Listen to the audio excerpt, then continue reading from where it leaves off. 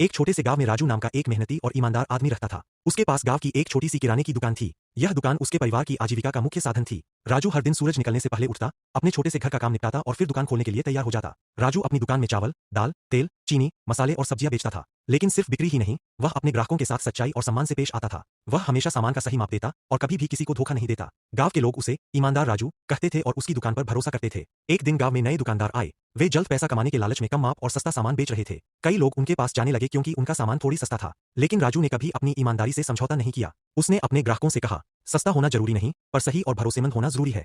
समय बीतता गया। नए दुकानदार जल्दी जल्दी पैसा कमाकर गायब हो गए। लेकिन राजू की दुकान गांव में सबसे भरोसेमंद और प्रसिद्ध बन गई। लोग दूर दूर से उसकी दुकान पर आने लगे। राजू ने अपने काम के साथ साथ गांव के बच्चों को भी ईमानदारी और मेहनत की शिक्षा दी। वह उन्हें बताता, जो भी काम करो, चाहे बड़ा हो या छोटा, उसे सही और ईमानदारी से करो। यही तुम्हें सम्मान और सफलता देगा। कुछ सालों बाद राजू की दुकान और खेतों से हुई कमाई ने उसके परिवार को एक खुशहाल जीवन दिया। लेकिन उसने कभी लालच नहीं किया। उसकी ईमानदारी ने न केवल उसे सफलता दी, बल्कि पूरे गांव में उसे एक आदर्श नागरिक भी बना दिया।